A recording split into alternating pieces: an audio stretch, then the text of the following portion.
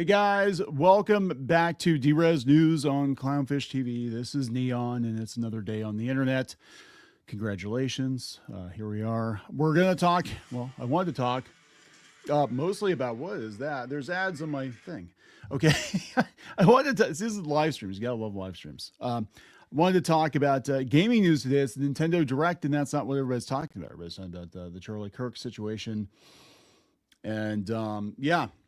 So we're gonna try to talk about some fun stuff today, but there's all kinds of news breaking on that as well. Apparently they got the guy,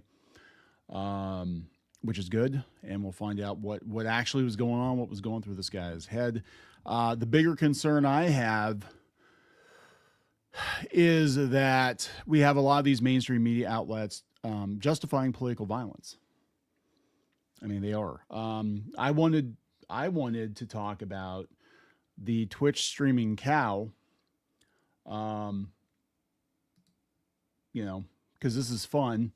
I want to talk about the cow on Twitch, and instead we're probably going to wind up talking about garbage tier journalists and these media outlets that have been running defense for some of the worst people online for the better part of a decade. And it's all going to come out in the wash now. I think we're going to see a lot of people get fired. Normally I'm not for cancel culture, but considering a lot of these people, I mean, beyond the fact that they're advocating for, political violence, for murder, and they're taking delight in it. I don't want a freaking psychopath working for me. A lot of these people have been stoking the fires for years and using the media to do it. And now it's going to become painfully obvious, even to their own side, I believe, to the left, that Democrats and far left are not the same thing. It's like, it's not the same thing. So, we'll talk about that. Again, I wanted to talk mostly about the Nintendo Direct, and this is a really bad time for Nintendo. Because they're Nintendo, basically they've got this huge direct they've been planning for weeks, months. The 40th anniversary of Super Mario Brothers, and the Kirk situation is sucking all the oxygen out of it online. I mean, it's just it's really wild and unfortunate, and yeah. So we're gonna talk about this. For those of you who are new, we started doing the live streams over here. I used to do them over on the gaming channel occasionally. I'm going to try it for a month. I'm going to try doing streams, Monday through Friday if I can. Sometimes I can't. Sometimes we have stuff going on. But I'm going to try doing it for a month and see where we're at. See if you guys actually like live streams. We haven't done them for a long time. Part of the reason we didn't do them is because we moved. And we kind of got out of the habit of doing them. We weren't doing them every day. We'd do it, once or twice a week. And we got out of the habit of doing the live streams. And then it just became very easy to not do the live streams. And we started other businesses, so we had to attend to those. Yeah. So everybody else is here. Everybody's like, yay. So I want to do this as kind of a morning show, because everybody's streaming at night, and I'm not trying to compete with anybody. So I think we're just going to, do it in the morning, get it out of the way. You guys can wake up with me, I guess. A first after years. No, actually, I've been on camera a lot. It's been on the gaming channel. It's been on other people's shows. Shocker. I actually look like my avatar. I didn't try to lie. I'm not trying to lie about how I look. This is how I look. Yeah.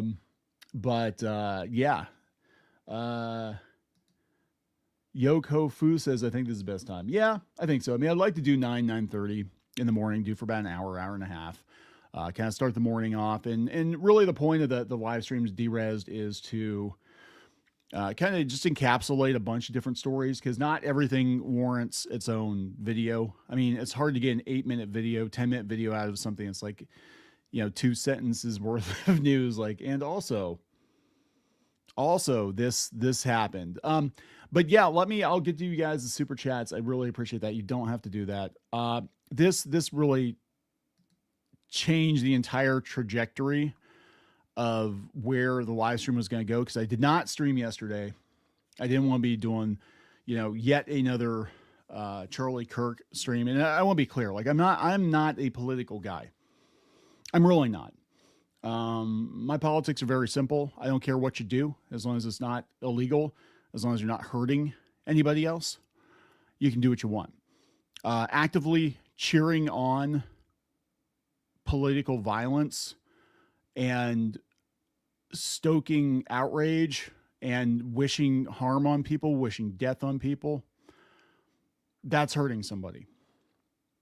That's not just hurting the people that you are targeting. It's hurting the country. It's hurting everybody around you. And there really is no place for it in civilized society. Like, you don't have to, I'm not asking anybody to like Trump. I'm not asking anybody to like Charlie Kirk. I don't care. Just be a decent human being, right? That's all you got to do.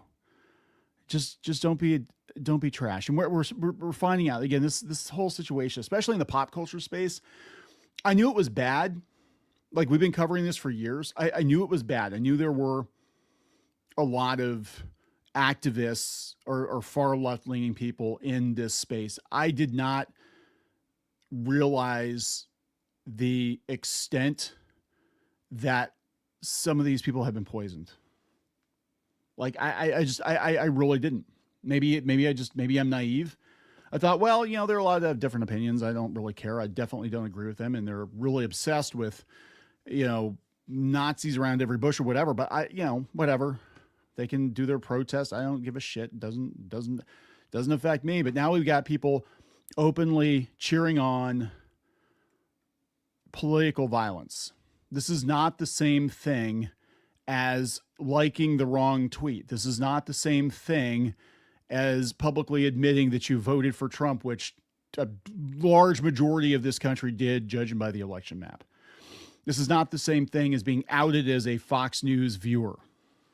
Okay, wishing for harm and death on people is a whole nother level of depravity. And in this case, like, again, normally I'm a free speech advocate, but if you're wishing for harm on people and cheering it on and inciting it, and you're siding with terrorism, there's no place for that in this country. I'm sorry. I don't care what side of the aisle you're on. Rightfully, a lot of people on the left, a lot of Democrats, a lot of the old school Democrats are calling it out. They're like, oh no, we're not owning this. I don't think a lot of the people, the older people that worked at these companies that brought these activists in, knew how deranged they actually were, right? And I'd say the same thing. If you brought somebody in that was like extreme right and was like an actual racist piece of shit, I would say the exact same thing. If they're out there publicly, stirring the pot, and racial divides, whatever, I'd be like, you know what? I can't have you at my company. You're a liability. I don't know what you're going to do, and I don't know what kind of problems you're going to bring to my company. And if you're an employee of mine, you got to behave a certain way. And anymore, after this, it's not about just reining in people that have different opinions. And that's what I naively thought for the longest time. Like, I thought it was hyperbole. I thought it was hyperbole that, they want you dead. You see all the YouTube headlines, they want you dead. I'm like, there are people working at these companies, these video game companies. There are people working in comics, a lot of people working in comics that literally want you dead. And I'm shocked. I tried to give everybody the benefit of the doubt. I tried to be like, well, they just have different opinions. They don't like Trump. They feel threatened because it affects, them personally or whatever. I'm like, no, they're cheering on violence. Nobody should be okay with that. I don't care. Again, I don't care what side of the aisle it is. Nobody should be okay with people working for them, with them, that are cheering on violence. Not in America. That's not how we do things. That is not how we do things. And I think what is so heartbreaking for me is I'm like, this, oh my God, this is how we do things now. And we've had a lot of unrest over the years, but again, my feeling has always been, you're allowed to protest. You're allowed to voice your opinion as long as you're not hurting anybody else. right? But you start, trashing businesses and you start doing, then it's like, okay, now we got a problem. But this is a whole nother level. I mean, this is just, I mean, it sounds childish to even say this is not okay. I'm like, in a different time, this would have warranted a visit from the FBI and nobody would have thought anything about it because they would have been like, yeah, they sound like terrorists and you need to go pay a visit there, FBI, and find out what the hell is going on. And there's so many of them. Again, this isn't just a like I thought naively thought it was just a political difference, but they're everywhere. The entire video game industry, comic book industry, animation industry is crawling with people who are cheering on political violence, despite the fact that so many left-wing leaders have come out and said, this is not okay. Stephen King just came out and said, this is not okay. Mark Hamill said, this is not okay. People that spend all day going on and on and on about Trump, and they're allowed to, right? But, we're not speaking the same language. These people are not speaking the same language as the rest of the Democratic Party. And I think the Democrats let them in. They let the fox into the hen house. And I don't know if they're going to be able to get rid of them. Just like I would chastise the right for letting in actual Nazis, actual white supremacists. You let people like that in, that's not okay. Right. And I'm just like, we all saw it, but I just didn't realize until this week how extensive the rot was. And it is in pop culture. This is like the unified theory of everything. Now we know what the issue is. These people have been embedded in these industries for years because it was all about the megaphone. It was all about the platform. And Geeky and I are going to do a video on this later, I think. But it's a hell of a way to start the morning off, to just come to the realization that, these people just aren't just normal. They're not like normal Democrats. They're not just like, yeah, I don't like Trump. I didn't vote for Trump. And we're having some disagreements about, LGBTQ issues or whatever. And it's, we can debate that. No, there is no debate. Like, a lot of these people want you dead, and it's shocking. It's appalling. And I'm still trying to process it because I was a Democrat for years, right? I thought we were the good guys. I really did. I thought we were the good guys. Like, yeah, we like everybody. And, we're just trying to make sure everybody's got their equal God-given rights. And some of the people in comics I actually know. We've actually tabled next to some of these people, and I've had conversations with them, and they didn't seem crazy then. And, yeah, it's a hell of a thing. I think this situation, I don't think people realize, and that's what I was trying to get across on Twitter. And I was kind of spurring out a little bit. I'm like, I don't think people realize how much damage is going to be done by this. And I'm not saying, because we don't know, they have the shooter, and I don't know what the motivations were. I'm gonna be honest, because there's some people being like, well, what if it was a right winger trying to start something? And that's possible. I don't know. I have no idea. What I do know is that the reaction from people, for me, that was the big eye opener. It's horrible what happened, but what was the most shocking to me was the reactions and the subhuman behavior from people after this happened. And I'm not asking you to like the guy. I don't even really know him that well. I've heard of him, but again, I'm not a political guy. This is my world right here. Video games and comic books and nerd shit, Star Trek and whatever, but you can't like that stuff anymore without getting dragged into this.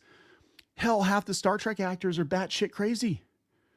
They're batshit crazy. Tim Russ was out there the other day cheering it on.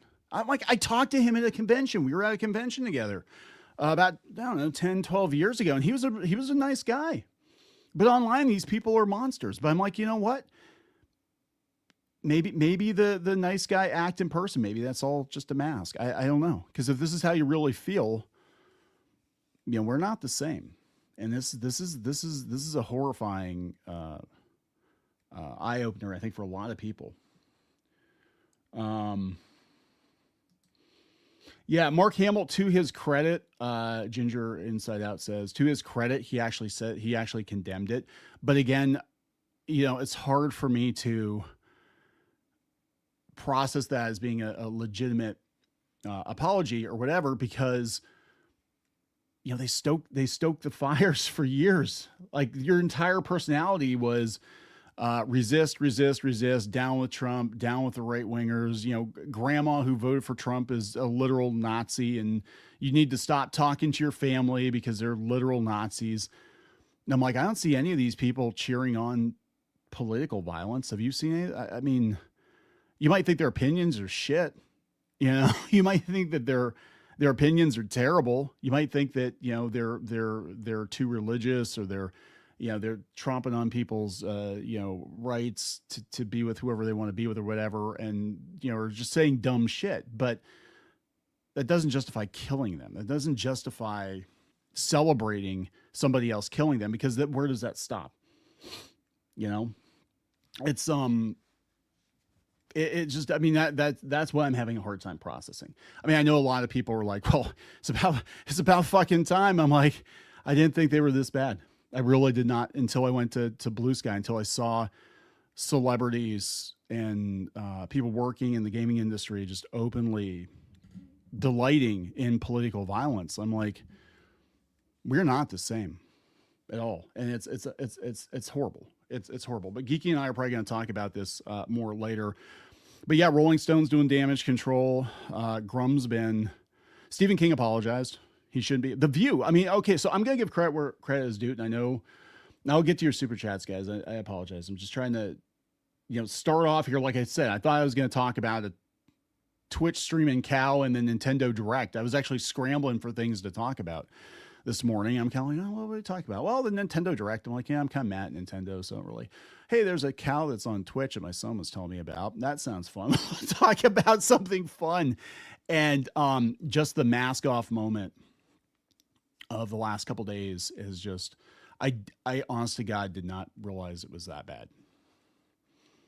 That we're not even speaking the same language anymore. Like, I mean, at this point, it just feels like it's like people who still love America and love American values, and they might just have some disagreements about how to steer the direction of America versus people that just want to watch it all burn down.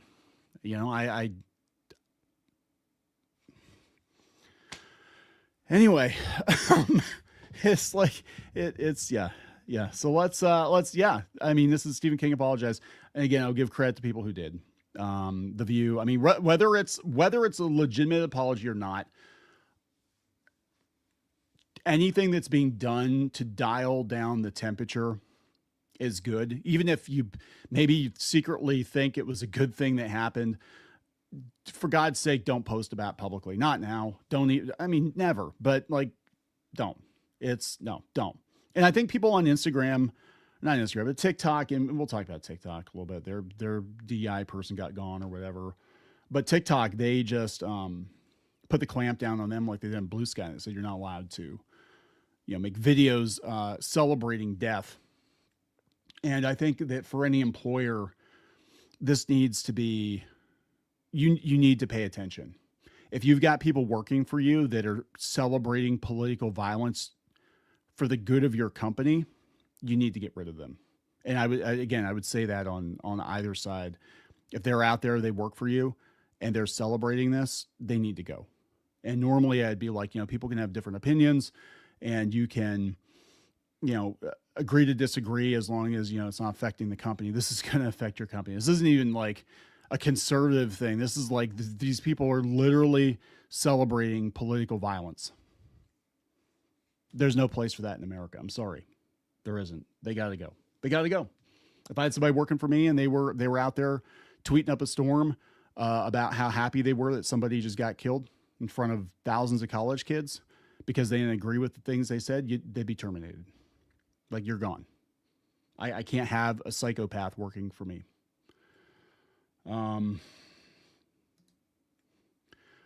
Yeah, boycott the Ghost of Yotai. Yeah, that's a whole thing. So let's yeah, it's not being toned down. Yeah, people attack. Yeah, it's that is my fear, guys. Is it like this is, and I know people think I was being so weird. People on Twitter, as I was calling for people to dial down violence and violent acts and political violence, they were trying to say that I was trying to incite violence. I'm like, dude, I'm not a violent guy. Like I'm really not. Again, I just want my nerd shit. I just want to be left alone. But it's this shit keeps creeping into everything that we do.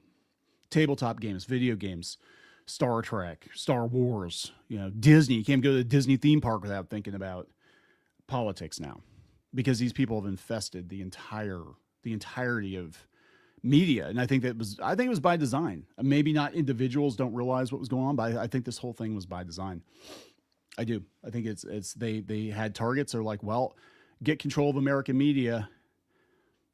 You have all kinds of power.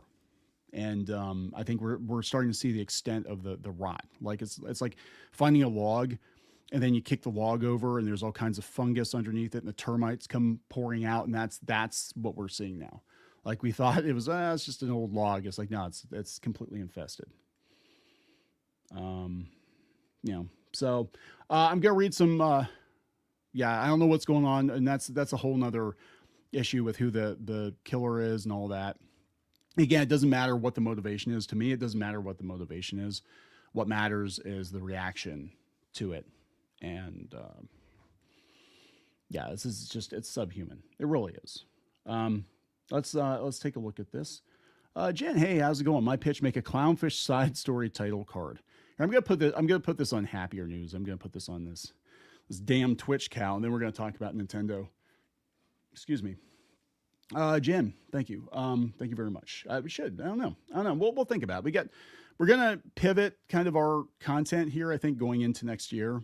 And part of that's because YouTube is being very, I don't know what the hell's going on with YouTube. I'm going to be honest. Is like, it's up and down. Like every time I think YouTube is like really down, things are back up again. Curiously enough, I was complaining about how we're not even getting shown, or videos not getting shown. And these are non-political videos.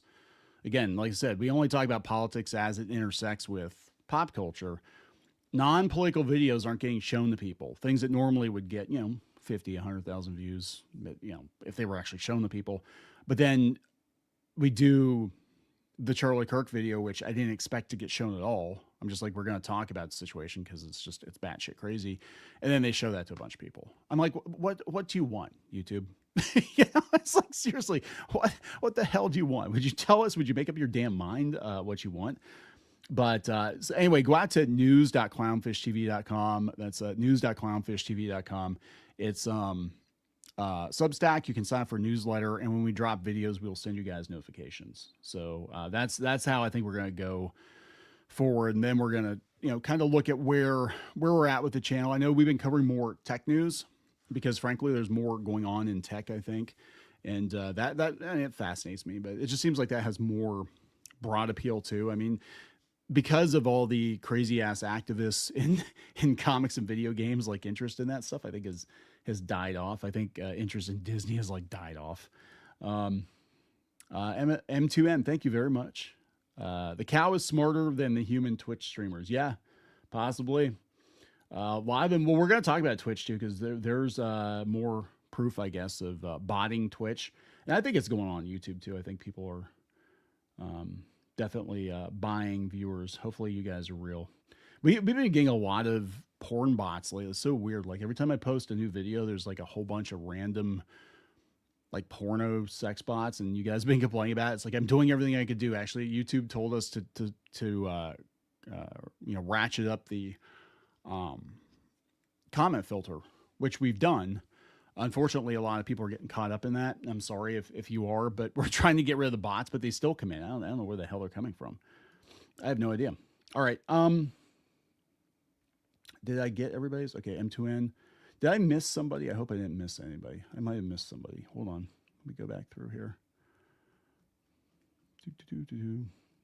I think I accidentally clicked off of one, guys. I am not good at live streams. I'm gonna tell you, I'm really not. Okay, it's that clownfish, cow smarter than the Twitch streamers, and We're talking Bionic 6. There we go. All right. Grizzly Nightmare, thank you. Didn't have to do that. The Bionic 6 intro was fire back in the day. A lot of those, like the very low viewed 80s cartoons everybody's forgotten about, like Mighty Orbots, they were so good. I think TMS did those, some of those intros. So that was pretty cool. Okay, thank you very much for that. Let's see here. Angela says, thanks for a same view. Yeah, very welcome. I mean, I just want everybody to, get along as best as they can. But it seems like we have people that have some very different ideas of what it means to be in America. I don't know. It's sad. I just, again, maybe it's my age because I'm Gen X, but I just always thought that the difference between the right and the left was, we all had the same basic goal. We just had differences about how to get there. And I don't know, man. It just feels like now it's basically down to people who still love America and people who want to watch it burn down. And that could be on both sides too. It could be. Lightning Sketch Productions says, things often get worse before it gets better. I have faith Hollywood will learn. They are. They're learning because of financial impact. Jen, again, you'll have to do that. I blame SSRIs and antidepressants. They numb your emotions and make you lose your empathy. Who needs Skynet when you have big pharma? Is that what's going on? I mean, I don't know much about SSRIs. When I was a kid, because again, I'm older than a lot of the streamers, but like when I was a kid, if you were sad, you just shook it off. So my advice my mom gave me when I was a kid was, stop crying. That was the advice she gave me. Oh, you fell off your bike, you cut up your face, you get whatever, your dog died, whatever. Stop crying. Go outside. Stop crying. That's, let's see here. What else? We got Grizzly Nightmare 80, thank you. You did not have to do that. How's Squid King's college? Do other students advocate for communism or Marxist ideology? Well, they actually had Trump on his at his university. I did not expect it to go well, but nobody was hurt. It was indoors. He did not go to school that day though, and I told him, because this was this is Pennsylvania, and this is not too far from where he was shot, and I said, I don't want you going to school because I don't know what's going to happen. He wasn't going to go. I mean, he's completely checked out from politics, so he doesn't really care. But I said, just do me a huge favor and don't go that day because I don't know what's going to happen. Because this was only a couple months after Butler, and I'm like, nope. Actually, his college, everybody just, I don't know. It just seemed everybody's on their cell phone. That's what I noticed. Like everybody walks around campus and they're on their cell phones. So it's like, it's very, very weird. And I think it's just kids in general. Like you want to talk about the Gen Z stare. Like every time I'd go to the campus, I'm like, these kids are like completely checked out. M2M says, I love Sly Cooper. I feel bad about Sucker Punch. Yeah, they are infested top to bottom. That's the thing. Like you can call these people out. And that's what I know Asmongold was trying to put together, like a list. Again, normally I wouldn't be on board with that, but I'm like, you cannot have people working for your company who promote and advocate for violence like this against people. You can't. It's not even a tee-hee-hee little joke. Like they're literally like, yeah, well, serves you right, cheering it on. I think what we're going to see from this, is we're going to see a lot of people get tossed overboard. We might even see entire news outlets shut down.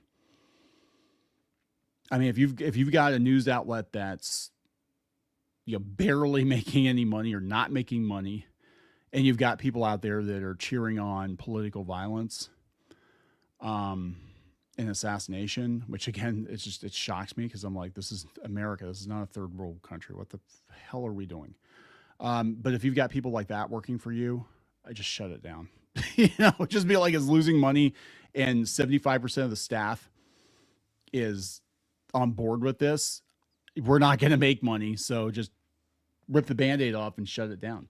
And a lot of these people, a lot of them are, communist adjacent. They don't really care if it makes money. They don't care about money. It's not about the money. It's about the message. And that's a problem if you're a business owner, because you got to have people working for you that actually want what's best for the company. And yeah, you know, you can argue that there are some sleazy CEOs out there, but there are also a lot of innocent people that are just working for a company, trying to get by, trying to provide for their families. And a lot of these people hate families too. You know, I mean, this rabbit hole goes really deep. It's just, I mean, everything. This has been one of the most eye-opening experiences I think I've had in my lifetime. I didn't think it was that bad. I really didn't think it was that bad. Zone says, yeah, I canceled my pre-order of Ghost of Yotai. Yeah, I was actually kind of willing to give it a chance. I was like, yeah, you know, and again, this is one of those things where I'm like, yeah, I'm willing to give it a chance because, you know, I don't care if these people are far left or whatever. As long, again, I believe you have a right to protest. That is a fundamental right that we have in America. You just don't have a right to burn shit down and kill people and threaten to kill people. And, you know, but yeah, I don't want, I guess my thing is like, I don't want to hear it about the cancel culture, because they've pushed for people to be fired from jobs for so much less. So anyway, let's go out to Nintendo. That's what I thought I was going to talk about today. Nintendo. So it's 40th anniversary of the launch of Super Mario Brothers in Japan, and I'm just going to use IGN's thing here because they have a whole wrap up. So this is actually kind of surprising. They announced that the second Mario movie is going to be the Super Mario Galaxy movie. So we're skipping World, apparently. I mean, that might be a good thing. We're skipping World, but actually this makes a lot of sense. Watching the first Mario movie, they're just going into Mario Galaxy, and I'm hoping we're getting a Galaxy 3. That'd be pretty cool. So we're going to do the Mario Galaxy movie. So, okay, so that's one of the announcements. They're going to do Mario Galaxy and Super Mario Galaxy 2. They're going to be part of the Switch in a set. And I have the Mario All-Stars? Is that what it is? Where it's got Galaxy 64 and Sunshine. But we're getting Galaxy 2. We haven't gotten Galaxy 2 yet, so that's pretty cool. Rosalina's storybook from Super Mario Galaxy is getting a physical release with details coming to the Nintendo store today. Yeah, I love how they just, it's kind of like Apple. Like they just like drop stuff on you. You know, it's crazy. Breaking: Chris Pratt, Anya Taylor-Joy, Charlie Day, Jack Black, Keegan-Michael Key, return for Mario Galaxy movie. Of course they are. Made the first one made a lot of money. Mario Tennis Fever is announced. 30 player characters. It's all Mario news. Nintendo's announced the beloved Super Mario Galaxy and 2 are headed to Switch. Mario Brothers Wonder is getting a Switch 2 edition. It's got a new co-op game mode, and it's coming spring of next year. Actually, Super Mario Wonder, I am very surprised it wasn't like a bigger thing. It was actually very, very good. And I feel like it's not like people slept on it, but it felt like it didn't have quite the, like, I don't know, the presence that some of the other Mario games did. I think because it was like a 2D-ish Mario game. And it came out the same day or like within a week, I think, of was it Sonic All-Stars, Sonic game that was like a 2D game. So it was like we're eating pretty good there for a while. If you're an old head like me, it's like, oh yeah, we got a new 2D Mario game, a new 2D Sonic game, and they're both pretty good. And then nobody cared because you know, again, when people talk about video games, they're like, yeah, AAA is trash, and here's why. So the talking flowers from Mario Brothers Wonder, that's actually the biggest. There's no way in hell I'd buy this. I hate the flowers. I hate them with a passion. I actually have to turn the voices off because I'm like, God, it's so annoying. Like every time you pass a flower, it's just like, it's so annoying. Let's see here. What else we got? A new Yoshi game, Yoshi and the Mysterious Book. So, okay. So this is where I'm torn on Nintendo because like, again, they picked a really bad time to do a Nintendo Direct, right? But like, it wasn't, they didn't know any of this was going to happen. Nintendo's like really destroying their own reputation in real time. And so it's like, I look at these games, I'm like, yeah, I'm kind of excited about some of the stuff coming out, but let's see. We also have, you know, this whole patent troll thing they're doing, and it sucks because they basically, at this point, again, this is kind of what I was talking about in the other video, that Nintendo's got this friendly face that they put on for the public, but they're very Disney-like in the fact that they're behind the scenes, like their legal team is absolutely vicious, right? And so they filed this patent. Now, I don't know if they're going to pull the trigger on this or not, but they filed a patent for the summoning game mechanics. So if you summon a helper of any kind, they technically could go after you, and they could stop people. They could use patent trolling to stop people from making games that compete with games that they have. And that's actually very dangerous to let them have that kind of power. I think is very, very dangerous. So hopefully, people, hopefully people like don't, I don't know, let this one slide. We've got the Baldur's 3 Gate dev revealing why Nintendo's Pokemon patent could be dangerous. What did he say? He said, yeah, these types of patents are often used in bad faith. Many other developers had similar concerns. After all, the gameplay mechanic of summoning a character to fight is also one that has been used in many games. The worry is Nintendo now has the right to sue a staggering number of titles that uses battle design feature. Yeah, that's it. And I think what's going to happen, this is why the Power World thing isn't just about Power World. I know people were like, Power World's just a knockoff of Pokemon and blah, blah, blah, blah, blah. If Nintendo gets away with it, they're going to keep using it to take out the competition. If Disney thought they could patent 2D animation or 3D animation, they would do it just to knock out Illumination, which, kind of comes full circle with what we're talking about here, but they would do it in a heartbeat. They would. I know they would. That's how they roll, right? I mean, the whole family friendly thing is a facade. So it's just, and so it's really hard. Like, I'm looking at the Nintendo Direct and I'm thinking about how much I hate the card system now with the Switch 2. Like, we bought a Switch 2. There's actually a bunch of Switch 2s. Our local Walmart has a ton of them on the shelves. Like, I think there was a huge demand at first, but I think it's really cooled off. I don't think it's just the economy. I think they haven't really shown anything that gets people excited about the Switch 2, and I think people hate the game key cards, or whatever the hell they're called. I don't like them. I think it's stupid. You have a physical game and you have to lock it to that system, so you have to be online to be able to play your physical game. And most of the physical games coming out aren't actually physical games. There's no guarantee that they're going to be online in 10 years. Who knows? So they have the first look at Stormlancers, Dinkum. What is this? An Animal Crossing like coming to Switch. So we're just doing. Okay. I'm surprised they haven't done Animal Crossing as an MMO. Monthly fee. Tennis Fever, Tamagotchi Life, Living the Dream. It's all like cozy games. Oh, here we go. Mortal Kombat Legacy Collection, Switch and Switch 2.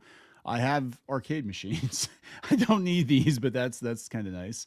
Final Fantasy VII Remake, we knew about that. Intergrade. They should call Final Fantasy VII Retrograde. Google it. Talking Flower. Yeah, they're annoying as hell. I hate them. I hate the Talking Flower. Okay, Hades 2 is coming to Switch and Switch 2 on September 25th. Another Kirby game. It's all kind of the same. Hyrule Warriors, Age of Imprisonment, new Yoshi game. One more day until Borderlands 4 is out. Yeah, hopefully it doesn't crash. Hopefully this one's good. Is that it? Is that where we're at? Because it's over now, right? The Nintendo Direct is over. Fire Emblem, okay. So that's cool. Nintendo has announced an impressive-looking Pokemon life simulation spin-off, Pokemon Pokopia. What the hell is this? Hold on. Let's go look and see what Pokemon Pokopia is. Pokemon Pokopia is a brand new spin-off that looks like Animal Crossing. Oh my God, we've crossed the streams. I can guarantee you that the fandom for this game is going to be the worst one ever. Like, we had no idea. We used to do, me and Squid King, if you go out to the Clownfish Gaming channel and you go out to our pandemic era videos. There's about 150 Animal Crossing videos where we just kind of like roast the hell out of the characters, and that's how we passed our time during the pandemic. We played Animal Crossing and just ran with it. But I did notice that we had an influx of like shippers and terminally online people. Yeah. So people were like, it's weird. What is this? It's weird not hearing this from just the avatar. It's so weird. Well, no, because like I said about the gaming channel, like we had the gaming channel actually before we had this channel, and yeah, we were on. I was on camera over there for a while, like years. Everybody's like, "Oh my god, face reveal!" I'm like, well, apparently you guys aren't watching the gaming channel because I've been on camera for years. Actually, over here on DREZZED, at some point, I might even start doing. Yeah, we got all kinds of arcade machines. We got a pinball table. We got all kinds of stuff. So I'm like, I got a virtual pinball table here. Maybe we'll do some of that and post it. But this person says, yeah, let's not say it's impressive looking. Yeah, I don't know. It's Nintendo. People are gonna buy it. Donkey Kong Bonanza is getting new DLC. Is that it? Fire Emblem. Okay, that's cool. Dragon Quest VII Reimagined. Okay, that's interesting. But it's the reimagined part because, again, back to what we were talking about at the beginning, one of Square's localizers, if I remember correctly, and I think I'm remembering correctly, one of Square's localizers is one of these people that was, cheering everything on. So I'm like, well, that kind of kills it for me. Resident Evil, Biohazard, Resident Evil Village are coming to Switch 2. Okay. So Switch 2, graphic content. Wait, Nintendo's made the shock announcement of the return of the Virtual Boy for Switch 1 and Switch 2. So they're going to play Virtual Boy games, all like 8 of them. Let's take a look at this. Okay. There's a dedicated accessory needed to play, recreating the Virtual Boy peripheral. Oh, that is really interesting. Okay, that's interesting. That is interesting. Let's see what's going on here.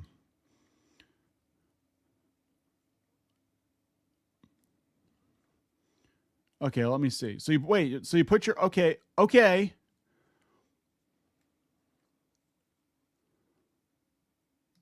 that's actually really interesting. That's pretty cool. Damn it, Nintendo. Why do you have to be such assholes? Because that's actually really cool. That we're bringing the Switch back. That's actually very cool. So yeah, if I understand this correctly, it's an accessory. You buy the Virtual Boy, and then you put your Switch in there, and that's actually very cool. I'm okay with that. Damn it, I actually want that. Damn it, Nintendo. But no, I was back to Switch 2. Like we bought one, and there's a lot of them on the shelves, and I don't know if the general public really is carrying that much. I think there have to be a substantial number of new games that you own, and there has to be a reason to upgrade to a Switch 2. Because right now there really isn't any reason. It's like, okay, we got another Mario Kart, and we got a Donkey Kong game, and there's a bunch of games coming, but do I really need a Switch 2? I haven't even played it. I haven't touched the Switch 2 in like a month. And honestly, it plays a lot of my Switch 1 games worse. Like they're really blurry. So I'm like, it's like, what?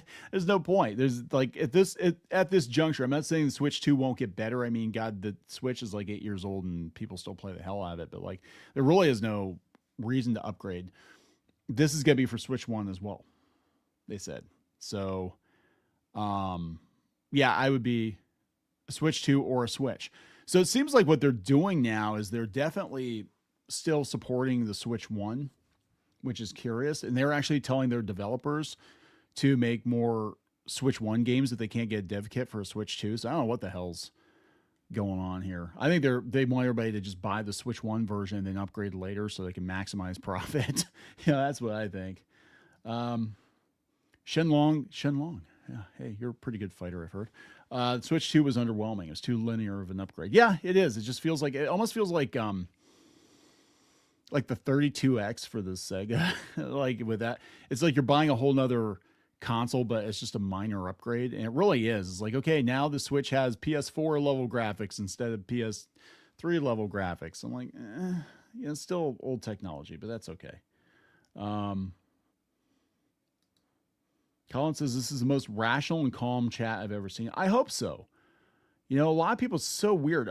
People, like, we're actually pretty calm, rational people. We try to be, and we legitimately just like nerd stuff. We're not just glomming onto it to, you know, for politics or, you know, high fives or whatever. Yeah, I think we have a more adult audience over here too, because my ass is old. So hopefully the chat is calm. We try to avoid drama. We don't get into it too much. I mean, we comment on news, we comment on, you know, the shit that's going on in the world, but like I don't want interpersonal YouTube drama. I don't want, you know, getting the freaking stream wars or any of that shit. And I don't go on a lot of people's live streams either, because I don't know who hates who. There's a couple people who I trust because I've known them like forever, but like you go on somebody's live stream and I've gotten, you know, sideswiped before with stuff, and I'm like, yeah, I don't want to go there, but I appreciate that. I really do. Lightning Sketch Production says, screw it. I'll make a fan of Lightyear and others that cuts out the controversial woke bull for personal viewing. Yeah, I think that's probably what's going to happen eventually. I think, yeah, we talked about this before. That's what's going to happen. Now, I've got a story pulled up about AI too. And we've talked about AI, and it's really pretty interesting where things are going with that, because the general public is actually more okay with it than artists want to admit, as long as artists are actually involved in the process. So maybe we'll get to that here. That was kind of underwhelming. So thank you very much for that. You do not have to do that. Let's see here. Lightning Sketch. Also, I saw Light of the World. It was excellent. Okay, I have not seen that. I don't even know what that is. I'll have to look into that. I'll check it out. I got like a list a mile long of movies I have to watch. My son wants me to watch Weapons. I guess it came out on digital, and he and I, like, actually both kids love, my son and my daughter both love horror movies. But I don't think saw Weapons. My son went to the theater to see it. He said it was amazing. It was really good. So I'm gonna have to. He has impeccable taste in movies. He really does. So I'm going to have to watch it. If he recommends it, I'm going to have to go watch it. Is Light of the World out? I need to see that. The highest moment Kneon got emotional is when he raged about DnD's situation. That was another like eye-opening experience for me. Excuse me. Because I didn't realize how bad D&D had gotten. And I'm like, oh my God, they're putting prom in D&D. So it's like, what the hell is going on here? And I knew that D&D had the Tumblr audience, but I didn't realize, because I don't play 5e. I didn't realize it was that bad. Actually, I'll tell you the truth. Here's what happened. Here's what happened with D&D and my awakening to just how far off the rails D&D had come. Because I'm an old head. I was huge into D&D during, you know, first and second edition back in the day. Played every week for years with my friends, and had pretty much, I was a dungeon master. I had pretty much every source book. I had like shelves full of source books and campaign settings that I was never going to use because we had a homebrew campaign world. But, you know, I bought them because it was cool, you know, Ravenloft and Dark Sun and all that, and had all the figures. I was Henry Cavill. I used to paint my little figures on the weekend. God, it was such a dweeb. It really was. But yeah, the Rao Partha, they were made of metal. They're probably lead. I probably had lead poisoning from those. But yeah, so my eye-opening experience had to do with my kids, because I'm like, okay, my kids want to play D&D. I know how to do that. I can D&D. I know how to do that. So let's go buy the new basic set, because I'd sold all my source books years ago, and we're gonna play some D&D. So I get the basic set, and I'm like, what the hell is this? Okay, this is like, this isn't really what I remember. And they were kind of bored, whatever. I'm like, okay, let's go out. And I'm not trying to put anybody on blast, but it was Basic Fantasy. Somebody recommended Basic Fantasy, and which I still recommend, despite the issues we had afterwards. I still recommend Basic Fantasy if you just want straight up tabletop. I think it's really good. It's you know, based off of 3.5, I think, with the OGL. So regardless of, what went down after I publicly promoted it, I still recommend the system. But because we had a very incorrect reputation for being politically polarizing, and we've been very upfront with our about our politics since the beginning, I think, of the channel. But since we were not on the I'd say the right side of history, since we were not like raging activists, and I promoted Basic Fantasy and told people to go buy Basic Fantasy because I recommended it over the the WotC stuff. The creator actually like disavowed me, and I never met him at all. I didn't even know the guy, but he like disavowed me and disavowed Clownfish TV. And I was like, dude, I just sold you a lot of books because I put a link to Amazon where people could buy the books. He did apologize later, but he didn't want to get dragged into a political discussion. I was like, there was no political discussion. The video I did, I was talking about how bad WotC was getting because I started looking into it. I'm like, man, WotC is just, they've completely lost the plot. Then I think like a year or two later, the OGL stuff happened. And I'm like, I was right. I was like, this company is just completely lost. It's not TSR. It's they're corporate. They're through and through. And then everybody's like, suddenly, everybody just left us alone about DnD. They're like, yeah, they're right, but we can't admit they're right because, they're Nazis. It's so freaking weird. But yeah, I got very emotional about that because, DnD was something my friends and I did every weekend for years. We played D&D. That was our thing. We worked on our campaigns throughout the week at school, and we played on Sundays. And it was a really good time. It was a really good time. In my life that was just, it was, because I could relate very much to Stranger Things, and they had a friend group, and they kind of did their own thing at school throughout the week, and then they got together on the weekends, and that was us. And then I just saw what it become, and I'm like, oh my God, what is this? And then this was on top of, all the backlash we got. It's like, I just want to teach my kids how to game, and I'm getting called names and stuff for politics that I'm not even espousing. Hey, GPAs, speaking of which, the public does, yeah, there you go, GPA. Yeah, we're working on the system together. It's coming eventually. I haven't really talked about it too much because it's probably going to be a while, but we're getting there. GPA, check out his channel if you like D&D. Public doesn't care about AI. They love it. They think it's great. And when you can have AI Skyrim that is chat GPT, completely unique, interactive, everybody's going to love it. Yeah, let's switch gears on that because this is, other than the Virtual Boy, there's nothing exciting. This Nintendo Direct. This is like an hour-long Nintendo Direct, and it just wasn't very exciting. Okay, first we're going to talk about that damn cow, though. I got to talk about this cow because my son was all excited about this cow yesterday. Then we'll talk about AI, and then I think I'm going to have to wrap it up. I got to run here pretty soon, but this comes from Deserto. A cow is Twitch's new biggest star as viewers donate to feed her. And Twitch, we've been covering this. You can check out our multiple videos on it. Twitch's traffic is collapsing, and I think they need more cows and fewer mommy milkers. Milk a cow, not a thought. There we go. So cow has become a rising star on Twitch as thousands of fans flock to feed her and watch the four-legged streamer go about her day. So this is Winnie, the red Angus cow who lives at is it Alveus Sanctuary. She has her own interactive broadcast where viewers can donate to activate her automatic feeder, instantly dropping treats into her trough. Is that what you have to do to get a lot of viewers? Like, okay, if you give me $10, I'll eat a sandwich on stream. I'll do, what do they call that? What do they call it with the big fat guy? What was his name? That Nikocado or whatever. Is it mukbang? Is that what they call it? Like, let's see how fat we can make Kneon. It's like I just lost a bunch of weight because I had a back injury. I couldn't exercise. Let's get Kneon up to 400 pounds. That'd be kind of funny. Oh my God, somebody's gonna do that. Somebody's gonna do that. Don't get super fat. It's not good for your health. I'm just saying, don't get fat. It's not good for your health. Clips of Winnie mooing directly at the live cams as if demanding chat to cough up donations have gone viral. The moment her feeder whirs, she rushes over to her feeder and chows down on the goodies that have been sent her way. Winnie wasn't always a barnyard mukbangs. Oh, well, there it is, mukbang star. So is this the cow? You gotta feed this cow. Oh, she's mooing.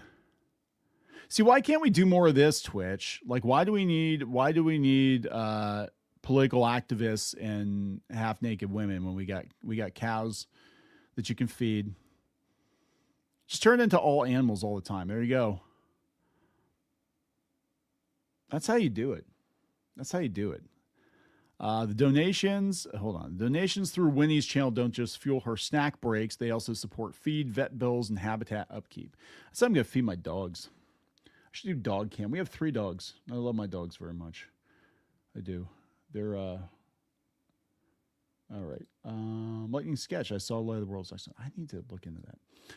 Yeah, I love my dogs. So we need to do that. We need to do like a dog stream. That'd be kind of funny. We basically have an animal sanctuary at our house. We have 3 cats and 3 dogs. We lost a cat over the summer, unfortunately. Mew Mew, she was our oldest, and she got cancer. It was horrible. It was awful. But yes, we have 3 dogs and 3 cats, and they can be Twitch stars. There we go. All right. Let's see here. Oh, here we go. Okay, so I'm gonna wrap up with this. Again, this kind of got mostly I wanted to talk about the Nintendo Direct, but it's really underwhelming. So it's really underwhelming. I thought it was gonna be better. I really did. I thought it was gonna be like, and then all the Switch 2 games that you thought you were gonna get, yeah, we're gonna announce them. It's like, no, we got like, another Pokemon cozy game, and we got like a re-release of Mario, and I'm like, whatever. This I thought was interesting because we talked about AI art, and for those of you who know me, one, if you've watched channel for any length of time, I worked as a professional comic book artist for years, and I still do draw. And I'm okay with AI art as an assistant. I don't think that we should be using it because it's stupid. AI is very stupid. It needs a human driver. So as long as you're using it as a tool and not trying to pass off completely AI generated stuff as your own, I don't have a problem with it. I think it, as somebody who's worked in production on tight deadlines, in fact, I'm like, if I can do 12 hours of work in 3 hours and do more work, I'm okay with it. Again, as long as you're disclaiming it, you're not actually stealing from other people, I'm okay with it. People are screeching about it, though, just in general, using it at all. And I'm like, it's already embedded in all the tools you're using. It's already embedded into Photoshop, right? It's just like, to me, it's just another tool. There's a lot of fear mongering about it, and it is going to eliminate some jobs. It's going to eliminate some of the grunt jobs. Like you're not going to need in comics, like you're not going to need somebody to help you with the backgrounds because the AI can do that. You might only need 1 person versus 10 people. We're seeing that OpenAI is doing an animated movie, and it's got a staff of 30 people, a budget of like $25 million, and it's getting a theatrical release compared to a Disney movie that's like how many hundreds of people or thousands of people getting paid California union wages. So it's a threat in that regard, I think, to people. But it's also exciting in the fact that I believe it's going to open doors for people that have not been able to create movies, have not been able to create things. Maybe they have it in their head, but they can't quite get it on paper or on, or maybe they have a great idea for a movie, but up until this point, the budget was not there. And this will give them the tools to be able to basically have a production of a VFX department. And I know that is a threat to people working in the VFX department. I want to be very clear. And I've said this before, and it's hard when you're using cartoon avatars to get this across. I don't want people to lose their jobs. I don't. But I'm also a realist, and technology marches on. And if you're not using these tools as a business owner and they're available, your competition's going to. I mean, it is what it is. But what's interesting about this article is I was going through it, and they said that the public basically doesn't care. This is coming from Scientific American. The people that are having the biggest fit about AI are other artists who, For them, it is an existential threat. They say if you discovered this work of art was entirely created by artificial intelligence and that no humans were involved in its creation, how would you feel? Only 5% of people said like it much more. Yeah, neutral, 32%. Or here, I'd like it somewhat more. So there's only 5% of people were like, yeah, I would like it more if it was AI. 32% were neutral. 25% said I'd like it somewhat less. 37% said I would like it much less. So I would say these people right here make up the majority who are like, I don't care. I might not like it, but I don't really care. Right. But then you get down to this. This is where it's really interesting. Should people who use AI to make art be considered artists? 13% said yes. This is the biggest answer right here, the highest percentage right here. Yes, but only if they are providing significant guidance to the AI. Otherwise, no. So the general public, again, this is the general public. We're not asking other artists. The general public is like, yeah, as long as there's a human involved, I'm okay with it. 31% are unsure. Only 13% are against AI usage in any capacity. So what does this mean for people who are averse to AI? It means the consumer, the general public doesn't care. For the most part, they see something they like and they buy it. They see a show they like and they watch it. And all these studios are going to use it now. You know what I'm saying? So it doesn't bode well for people who are against it entirely, because I think it's just going to become another tool that gets adopted and you don't have to like it. It's just like anything else. You don't have to like it. I'm not saying you have to like it. What I'm saying is the general public doesn't care. The consumer, for the most part, doesn't care. Now I want to put a little asterisk there too.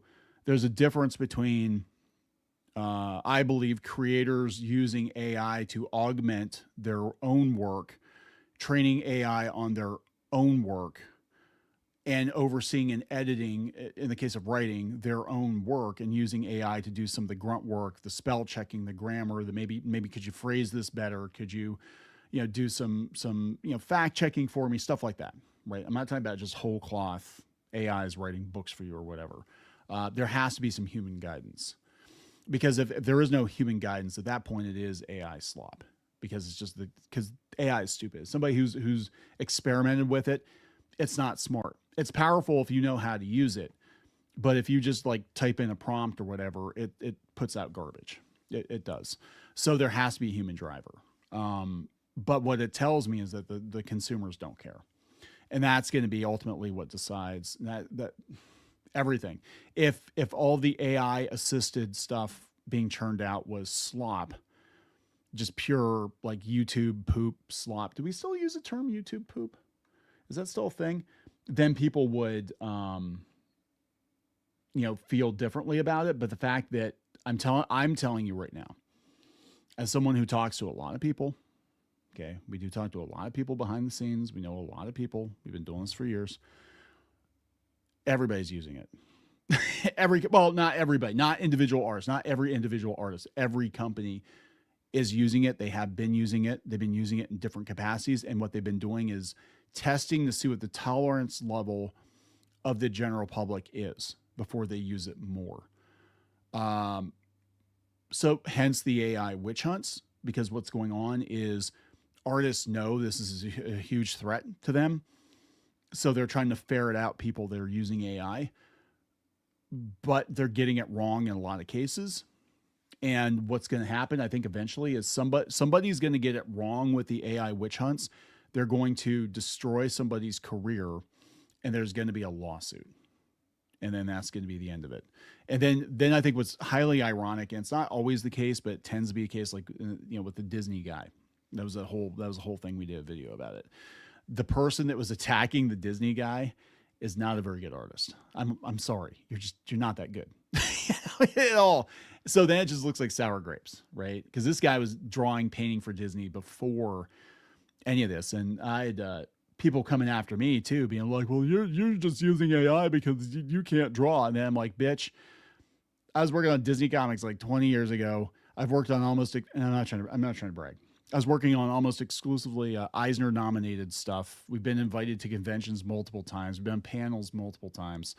Like we had a whole career, a whole history before we even stepped in front of a microphone and started doing podcasts and YouTube. And I had to kind of smack that person down because I'm like, no. And I'm telling you, as somebody who's worked with it, that like, you don't have to like it.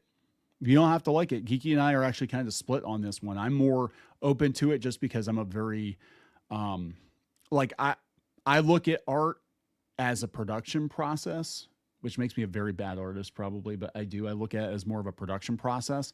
So I'm like, I know how much time it takes to do shit. And if I'm like, okay, if I can do 12 hours of work in 2 hours and it looks just as good, the end product looks just as good, if not better, I'm okay with it. Because I'm like, I want to save time so I can make more things because I'm not getting any younger. So, but you know, as long as you disclose it to people, what's the problem? You know, what's the problem? So let's look at a couple chats here. I'm going to wrap this up. Netflix says, Kneon, to be fair, there are people who can't draw using AI and trying to, yeah, no, that's that. And I want to be very clear, like my stance on it. Because I kind of look at people using just AI prompts as, and we do it for thumbnail. I'm not gonna lie. I've been very honest about that. We use it for thumbnails to do goofy ass thumbnails. And part of the reason I do it is because we were getting hit because our videos actually go to our website.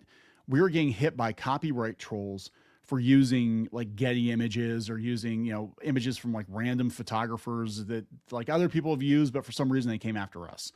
And then they're threatening us with like thousands of dollars in fines, and they're copyright trolls. We have lawyers. We're very well lawyered up. You kind of have to be to do what we do. And they went away. We got rid of them. But that was originally why I started using AI art. I'm like, well, if I can't use photos because we're going to get hit with these copyright trolls, even though other people are using the same photos, I'm pretty sure they didn't pay for them. I'll just make my own. And it's going to be, but our videos burn off quick. You know, we cover news. So it's like a day or two, you know, it burns off. So I'm like, I'm not too worried about it, but yeah.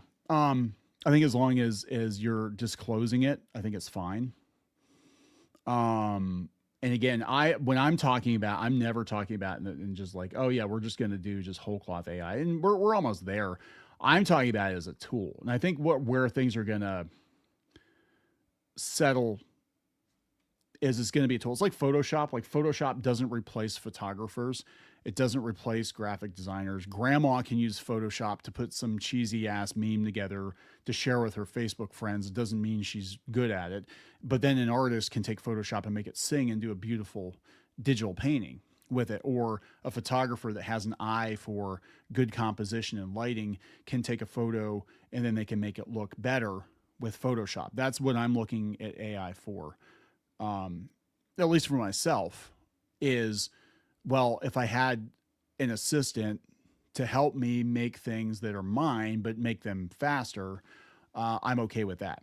So that's, there is a difference. So I want to be very clear. Like, I'm not talking about like, oh yeah, we're going to use the ArtBot 2000 to go out and swipe people's art and then just crank out prints of IP characters and throw them up. But that's never what I've been talking about. But I think where things are going to settle, because I would love to have just an art program, a dedicated art program where I could feed it the entirety of like everything I've ever done and said, here, you know, this is how I draw. Help me draw more like this. And I'm giving consent to do that. I'm okay with that. And I think that's where things are going to land eventually for creatives, is it will be a tool to use to speed up your own production process, just like Clip Studio, just like Photoshop, just like, you know, digital painting, whatever. That's where I think we're going to land on it. I don't think it's going to replace artists completely. I don't think it's ever going to replace artists completely, but you know, from a production point of view, it's going to take fewer people. I mean, that's unavoidable. Just like when, you know, everybody made the leap from analog to digital, some people got left behind. That's unavoidable, right? I mean, it is. But I think it's unrealistic. It's very unrealistic to just be like, well, we need to ban all AI immediately. And there's just a huge settlement and they're just going to plow ahead with it. All these companies, I'm telling you, all these companies are using it. They're just not telling you. And I still believe, having watched Fantastic Four, I know there's a bunch of people who are like, that's AI, that's AI. Having watched it, and I did like it, by the way, I like Fantastic Four, despite Pedro Pascal, I actually did like it. But there were scenes I'm like, I think that's AI. I think that part's AI over there, because especially when you're dealing with all the 1960s aesthetic, I'm like, it's implausible to render all of that at the speed you would have to render it. But I think what they're doing, again, this is just speculation on my part, I think what they're doing is they're hiding it in the VFX. Like, oh yeah, we used this studio for VFX. But I think what it actually was, a lot of those crowd scenes and stuff, because just the amount of work it would take to produce it, I think they used AI. That's just my personal opinion. But do they have to disclose that? You know, I mean, do we need like a GMO sticker on products now? Like, oh, I used Photoshop. I don't know. Lighting sketch, AI is cheating and cheaters never win. Yeah, I don't think people who think they're gonna prompt their way into an art career, I don't think that's how it's gonna go. I don't think that's how it's gonna go. But I do think it is gonna be a tool. So that I mean, I'm open to, and that's just me. And if you feel differently, that's totally fine. I'm okay with that. If you feel differently and you're like, I think it sucks just all the way around, and there are a lot of people that feel that way, that's fine. What I don't like is the witch hunts and people potentially having their careers destroyed because people are trying to go like look at all of their all their stuff and be like, that's got some AI, and then it turns out it doesn't. Like, they were looking at players' handbooks from 2014. D&D handbooks and trying to say it was AI art. I'm like, bitch, it wasn't even around then. It's like, this was a digital painting. Like, you got to be very careful if you're going to throw accusations like that around. That's what I'm saying. I won't use AI for edits. That's fine. You're again, that you are well within your rights to produce art or create things, however you want to. There are some people who are averse to Photoshop just in general. Like, they won't do digital art. There are a lot of older comic book professionals. There are who believe that if you use Photoshop at all, you're cheating, and you need to be drawing it pencil on paper and then scan it in later. And that's perfectly valid. If that's your process, that's perfectly valid. Yeah, I agree with Seth. The witch hunts are what I have a huge problem with. Kneon, what depresses me is you can do cool things with AI that only it can do, and it wouldn't put people out of jobs. Yeah, I mean, again, I advocate for it as a tool, and that's what people keep trying to say. Beanpot says, I think it's a good tool to work on composition and generate ideas. I think that's a good idea too. Like, I think and that's going to put storyboard artists out of work. Well, again, you need people to actually think it through. Like, how are we going to composite all this? But that's where I think it's going to end. And that's what, I've been trying to get across to people, but as soon as you say anything about AI, because AI is not actually artificial intelligence, it's not actually sentient, it's not actually really that intelligent. It's just very, very fancy computering. And it's kind of the next level of computing, because we've been stagnant. We've stagnated for years. I mean, you look at like the early 80s through like the 90s, and basically we got to like late 90s, early 2000s, and it was just a better version of that. And this is kind of the next level of it. Like, okay, now the computers can do a little bit more, and that's how I look at it. But there's a lot of fear mongering, and I think it'll pass. But ultimately, I think we need actual artists, actual creators to make things. We're gonna have a disagreement about how, what tools are used, I think, to make things, and you do however you want to do it. That's all I'm saying. So I gotta go, guys. I'm gonna wrap it up. Thanks so much for watching this morning. Again, if you like the live streams, let us know. I mean, I plan to do it kind of Monday through Friday, or at least 3 times a week in the mornings, kind of get it out of the way. And then we might put some clips up throughout the day. I'm not sure yet. We're thinking about it, but it depends on whether or not you guys come in. If you want to come in, you want to watch it, let us know. Let us know in the comments if you see the recorded version of it. But huge thank you for coming in and spending your time with me this morning. Thank you very much. Thank you for the super chats. Didn't have to do that, but thank you very much. Again, go out to news.clownfishtv.com and sign up for notifications so you know when we drop videos, because I don't trust YouTube. I just don't trust YouTube anymore. So I'm going to wrap it up, guys. See you later.